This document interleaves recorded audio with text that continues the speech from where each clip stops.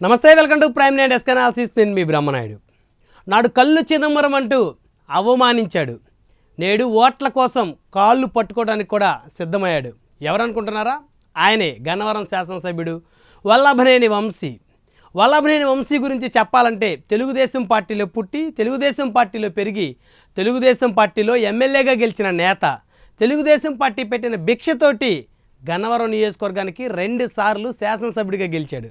అలాంటి వల్లభనేని వంశీ ప్రస్తుతం ఎమ్మెల్యేగా మళ్ళీ ఎలా గెలవాలనే దాని మీద అయితే పెద్ద ఎత్తున దృష్టి పెట్టినట్టు తెలుస్తూ ఉంది.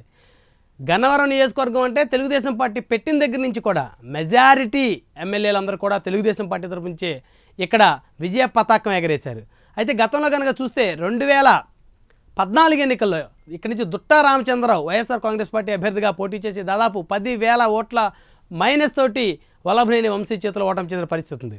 అదేవిధంగా 2019 ఎన్నికల్లో యార్లగడ్డ వెంకట్రావు ఇక్కడి నుంచి వైఎస్ఆర్ కాంగ్రెస్ పార్టీ అభ్యర్థిగా పోటీ చేసి అతి తక్కువ ఓట్లతోటి దాదాపు 800 లోపు ఓట్లతోటి యార్లగడ్డ వెంకట్రావు వైకాపా అభ్యర్థిగా ఆ రోజు వల్లభనేని వంశీ చేతిలో ఓటమయ్యారు. అయితే ప్రస్తుతం యార్లగడ్డ వెంకట్రావు తెలుగుదేశం పార్టీ తరపు నుంచి ఎమ్మెల్యేగా పోటీ చేస్తూ ఉన్నారు. అదేవిధంగా వల్లభనేని వంశీ వైఎస్ఆర్ కాంగ్రెస్ పార్టీ తరపు నుంచి ఎమ్మెల్యేగా బరిలో ఉన్నారు.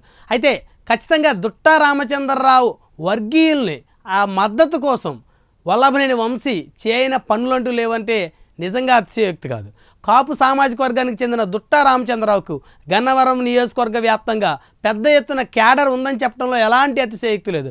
అలాంటి దుట్టా రామచంద్రరావుని వల్లభనేని వంశీ ఎప్పుడైతే తెలుగుదేశం నుంచి ఫిరాయించి వైకాపాలో జాయిన్ అయ్యారో, వైకాపాలో జాయిన్ అయిన తర్వాత కొన్ని సందర్భాల్లో దుట్టా రామచంద్రరావుని ఉద్దేశిస్తూ కళ్ళు చిదంబరం అంటూ అవమానకరంగా మాట్లాడినటువంటి పరిస్థితులు అయితే ఇప్పటికీ గన్నవరం ప్రజలు కానీ దుట్టా రామచంద్రరావు అనుచరులు కానీ నేటికి మర్చిపోలేదని చెప్పుకోవచ్చు. అలాంటి దుట్టా రామచంద్రరావుని ఆయన వర్గీయుల్ని ప్రస్తుతం ఆయన మద్దతు ఉంటేనే గన్నవరం నియోజకవర్గంలో ఖచ్చితంగా వైకాపా నుంచి వల్లభనేని వంశీ ఎంతో కొంత ఓట్లతో బయటపడేటువంటి పరిస్థితి ఉంది. సో కాబట్టి దుట్టా రామచంద్రరావు వర్గీయులను ప్రసన్నం చేసుకోవడానికి దుట్టా రామచంద్రరావు కుమార్తెను వచ్చే ఎన్నికల్లో నిలబడితే ఆవిడకి మేము ఫాలోవర్గా ఉంటాం, మేము గెలిపించుకుంటామంటూ వల్లభనేని వంశీ మాట్లాడిన మాటలు చూస్తూ ఉంటే ఖచ్చితంగా తన ఓటమి ఖాయమైపోయిందని చెప్పేసి వల్లభనేని వంశీ తానే ఒప్పుకున్నట్లుగా ఉంది అంటూ తెలుగుదేశం పార్టీ శ్రేణులు అయితే గన్నవరం నియోజకవర్గ వ్యాప్తంగా మాట్లాడుకున్న పరిస్థితి కనపడతా ఉంది.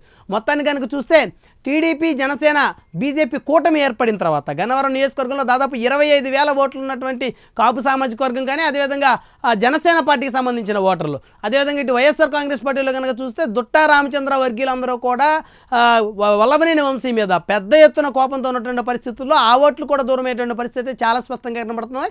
ఒకవేళ దుట్టా రామచంద్రరావు వర్గీయులు కనుక వల్లభనేని వంశీ కనుక సపోర్ట్ చేస్తే ఖచ్చితంగా గతంలో ఏదైతే వల్లభనేని వంశీ దుట్టా రామచంద్రరావు మీద అనేక ఆరోపణలు చేశారో ఆ ఆరోపణలన్నీ కూడా నిజమంటూ దుట్టా రామచంద్రరావు కానీ ఆయన వర్గీయులు కానీ ఒప్పుకున్నట్లు ఉంటుందనేటువంటి అభిప్రాయం అయితే గన్నవరం నియోజకవర్గ ప్రజల్లో అయితే స్పష్టంగా కనబడుతూ ఉంది.